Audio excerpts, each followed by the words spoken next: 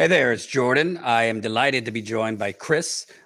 This is part of our Economic Hunger Games series, and that is exactly what's going on. If you've ever seen the Hunger Games, we have this mirage and fantasy of a historic recovery, a historic economic recovery.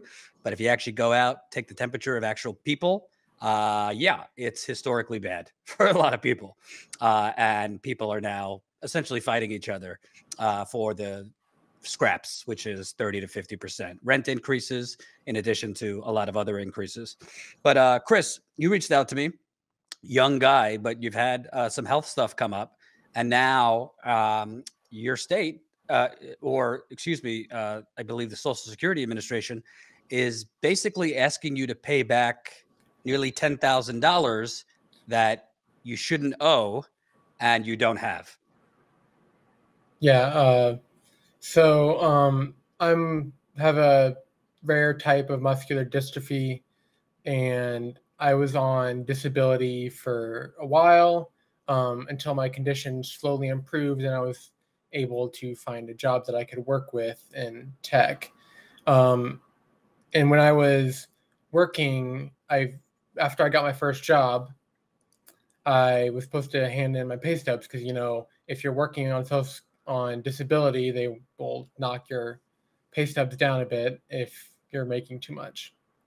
So I went into the office about a couple weeks or a month after I originally started working, when I had the time, and handed my pay stubs in, all of them, and said, "Here, I'm working." And they're like, "Okay, we'll get them in the system."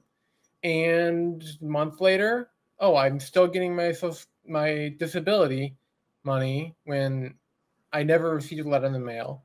So I waited another month. Oh, maybe it's just going to take a little bit longer. And no letter in the mail.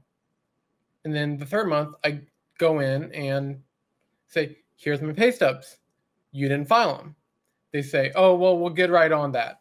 Same problem again. Third time I go in, I say, "Here's my pay stubs. I need you to enter them right now because I've been here. This is the third time I've been here." Oh, and I also mailed them in twice as well, and no letter on that either. So they type them in like, "Yeah, so they're in. Here's a note. We're going to send you a letter in the mail saying if you will owe, or if we'll cut it back." No letter in the mail. Then COVID hits. I can't go into Social Security office because I'm scared to death. With my muscular dystrophy, I can get sick really easily, and I can have severe complications from COVID. My wife is also, who was my fiance at the time, she is diabetic, and she's at high risk as well. So I didn't have a chance to go in. And long story short, when I finally called in, when me and my wife had our wedding, and I called in and said, "Look, I've turned in my pay stubs all the time. Just want to let you know I did that. Also, I got married." Like, "Oh, well, we're cutting you off right now because you got married." Mm-hmm. And so they said during that call, there's a pause on back payments, so we can't tell you if you're going to owe money back, despite me handing in all my pay stubs. And each time that I handed in my pay stub saying, "I'm working, just so you know that, so you can file it, so you can see if I owe anything or if I get cut back," they said, "You won't owe anything it's our fault. It's our fault, so you won't owe anything because we forgot to file it." So last week, this is the Social Security Administration? Yes, the disability money I'm getting is filed through Social Security Administration. So I get a letter from Social Security Administration saying, "You owe us $9,300 and something dollars." And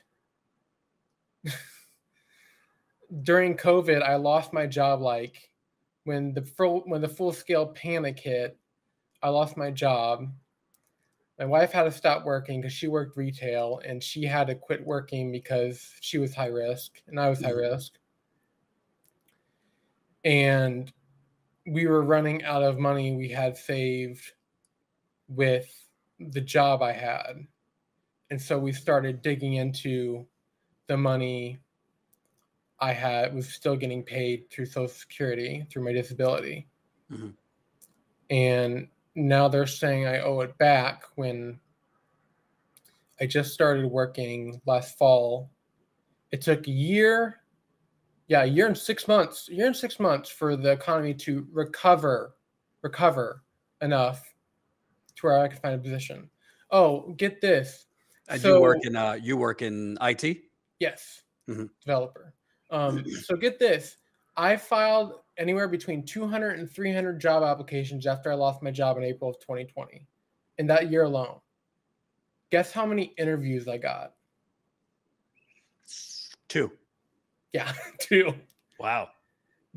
2, only 2. And this is just a nightmare that all professionals or anyone looking for a job, I mean, you'll file your application, they ask you to fill out a form that takes 20 minutes.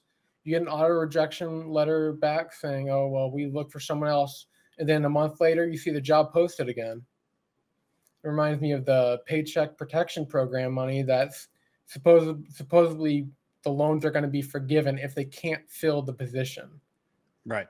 So that's a little bit of a... And just to basically break it down for the audience, if I have it right, you're on disability because of your muscular dystrophy. You were able to then find a job that you could work through in IT. And essentially, you made the SSI office aware that you are now working. So, right. They said, okay, great. You won't owe anything, this and that. I assume they didn't put it in writing because they rarely do. Nope. And now, after the fact, even though they told you multiple times you're not going to owe any money, they're hitting you with over $9,000 saying you owe. Yep, that's exactly it. And we don't have that. And so we're going to have to set up some sort of payment plan. And I got an additional letter in the mail like a week after there was addressed that I just checked yesterday. Said, "Oh, you owe us by," I think it was April 6th, or basically, or else is what they said. And so I've tried to call them and get a hold of the person who's handling my specific case, because no one at the office, Social Security office, knows what the heck they're talking about. And, I don't blame them. They're so underfunded. And every time I would go in there, there'd be 1 or 2 people working, and the security guard, of course. Mm-hmm. So it feels like there's a disconnect, because I feel like that there's a lot of better things to focus on. And I feel like it's kind of hard hitting us with this when they told us many times you're not going to owe anything. And the fact that I couldn't find work for a year and a half. And I had 2 years experiences in demand fields, in demand IT skills, and no one was hiring. Mm-hmm. No one was hiring. So it sounds like you've had to rack up a little debt to pay off some of these things.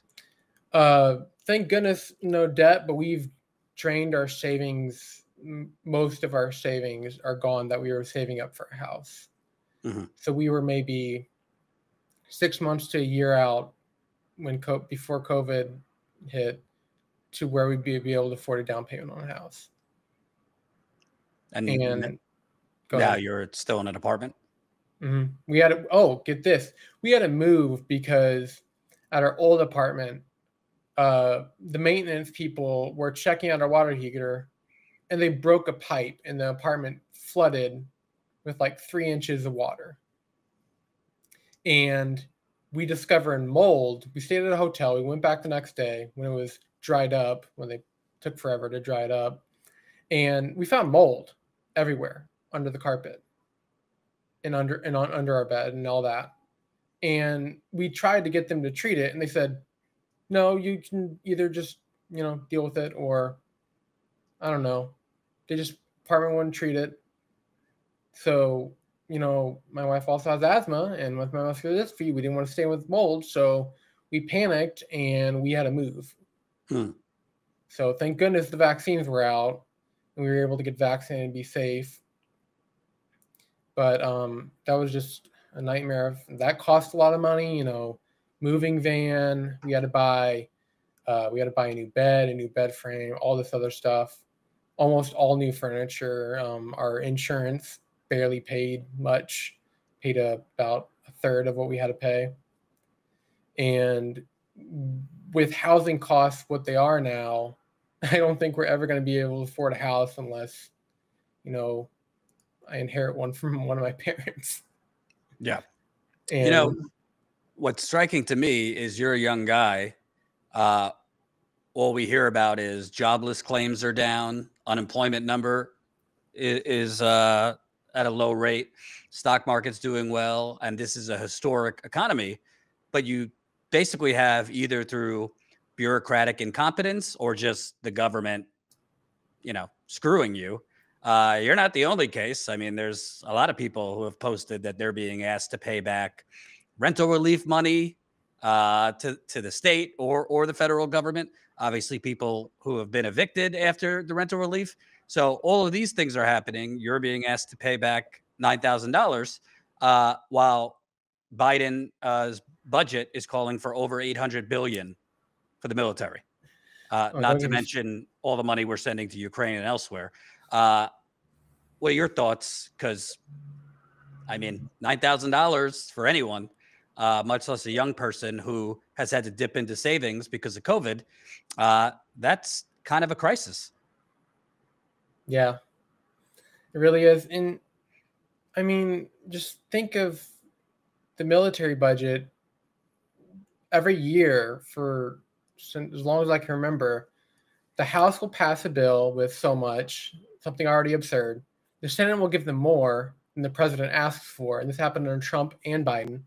Can't remember if it happened under Obama or not, but probably. And notice how we can't get any relief money, no new stimulus checks to all these people who could be homeless, no more eviction moratorium, no nothing. But the second Ukraine asks for weapons deal, Congress all of a sudden gathers together, passes a bill within a couple days.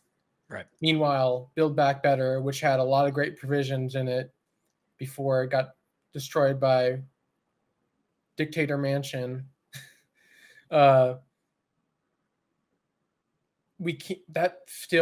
basically dead, and it took months just to negotiate it. But weapon sales, like that, instantly. Anything for destruction, weapons. And something else to mention about the military is when I was looking for jobs when COVID first hit, pretty much the only place that was hiring that consistently had jobs available during the first few months was the defense industry.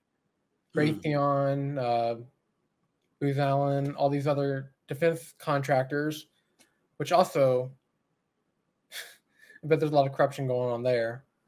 But it's, why so much for weapons? Why so much for weapons when we've got, I mean, I'm, with the money I'm making in IT, I make decent money. I'm not going to say I'm suffering horribly, but paying back this a lot. But the fact that I looked up the zip code I live in, and the average income is just over half of what I bring in. Right. And I'm able to save a couple hundred a month. And the zip code I live in, where rent is $1,000 or higher, average income I think is like $12 an hour. Right. And that's the thing. When people hear IT or developer, that usually has a connotation that people get paid well. But you're talking about, you don't even think you and your wife will be able to afford a house at some point because of draining your savings during COVID, and now this bureaucratic nightmare of having to pay this money back. So it kind of shows you Even these jobs that generally pay well are not really getting you as far. And then you add in food, gas, and all these other increases. Yeah, I mean, I've seen the only industry that I've seen wages even increase at all is IT. And even what I'm getting increased at is not keeping up with food prices. My grocery bill has more than doubled since Biden got elected. And let me tell you, that is all people are thinking about coming these midterms. That's all they're thinking about is their food bill has doubled. Gas prices are through the roof. Rent increases. No more stimulus checks. No more stimulus checks. Trump gave them more money than Biden did in stimulus. Right. And that's a lot of people I knew in college. I went to a community college in the inner city. I was able to get tuition there free, so that's why I went there. I knew a lot of people who didn't have much, who were working class, working poor. In 2016, they all voted for Bernie in the primaries. Every single one. None of them turned out for Hillary in the general election. None of them. I asked one of them why. I'm like, that's whatever, vote however you want. But I asked one of them why. He said, because nothing's going to change. I think that person may have been homeless at the time. I didn't want to inquire, but when there's a certain level of poverty that people have, and they see the same establishment in Congress for decades, like Biden's in the Senate since he was like 20 something years old, for 50 years. And they see someone like that get into office or run for president and they're the nominee. They're like, nothing's changing. Nothing's getting better. Why bother voting? Why bother standing in line at a 3-4 hour wait line in these working class communities where the voting lines are insanely long? They keep closing polling stations. They're canceling mail-in voting now. And they're like, why bother? Why bother if nothing's changing? And especially with the Democrats controlling the presidency, the Senate, the House, and getting what done? Right. What done? American Rescue Plan, one-time $1,400 stimulus payment. And then no canceling of student debt. That's all the young people I know are thinking about is, why hasn't Biden canceled student debt? They're thinking, where's the jobs program? I don't know anyone with children because no one can afford to have children that I know. But I'm sure a lot of them are thinking, I don't have the child tax credit anymore. What am I going to do? Childhood poverty is doubled after it got halved.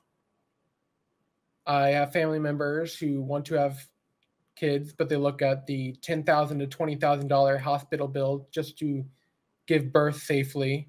Right. And they say, I don't know if I can afford it right now.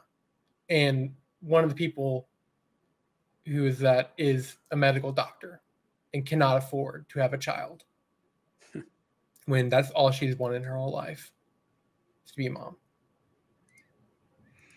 So what, in your situation, kind of what comes next? How are you going to pay back this Social Security and, hopefully keep up with your housing and other expenses?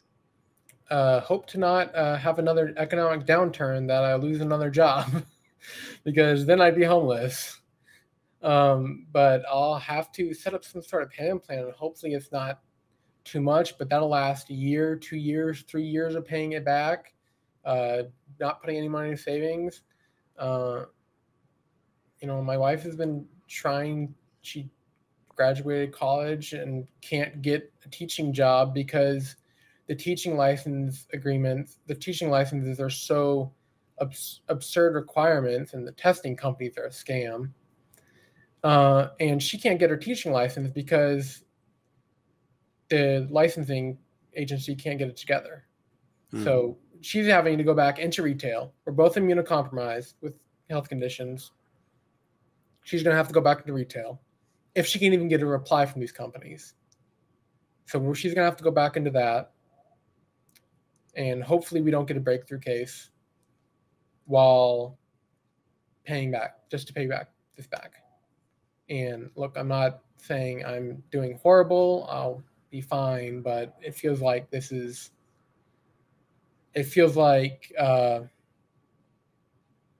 everything that we were promised by the Biden administration, most progressive presidents since FDR, all that nonsense. I didn't believe it for a second, but a lot of people did.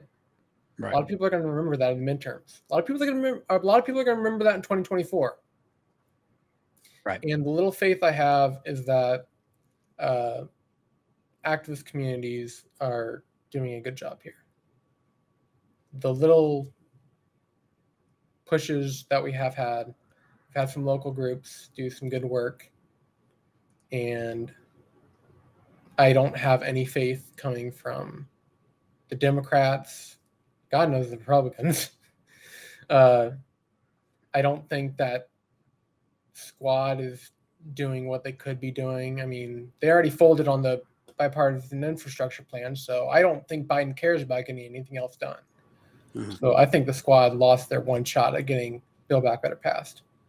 Right. And so frankly, I feel like we're just on a downward spiral to fascism when Pompeo or Ron DeSantis or Trump again runs.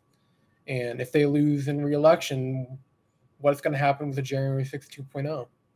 And yep. I know you're Jewish, and I know you have bad feelings about that.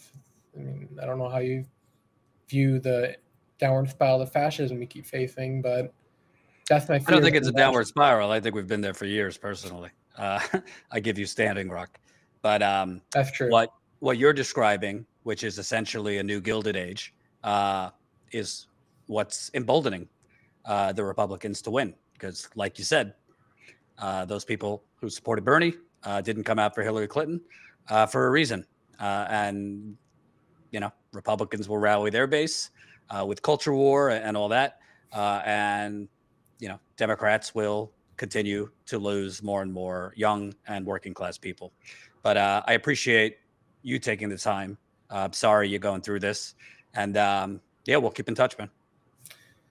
Thanks, Jordan. Thanks for watching, and make sure to tune in to Status Coup's daily live stream Monday through Thursday at 5 o'clock Eastern time and Fridays at 4 o'clock Eastern time.